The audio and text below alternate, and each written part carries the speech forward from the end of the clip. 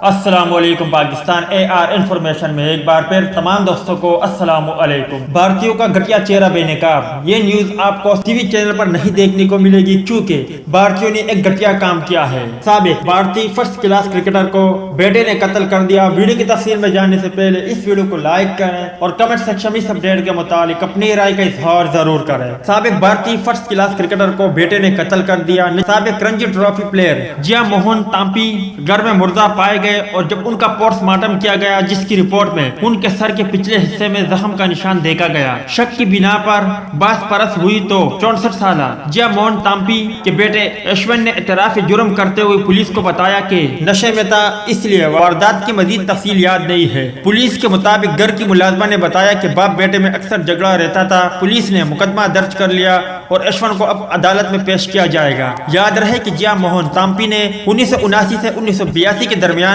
केरला के लिए 6 first class matches खेले थे और कभी कभार विकेट कीपिंग भी किया करते थे। तो दोस्ती ये थी साबिक भारतीय फर्स्ट क्लास क्रिकेटर जिसे बेटे ने कत्ल किया। इस हवाले से अपडेट अगर इंसानियत की नजर से देखा जाए तो ये भारतीय ने इंतहाई घटिया काम किया है। उम्मीद है इस अपडेट से आप भी मायूस हो गए होंगे। इस अपडेट के मुतालिक अपनी राय का इजहार कमेंट्स बॉक्स में जरूर दें।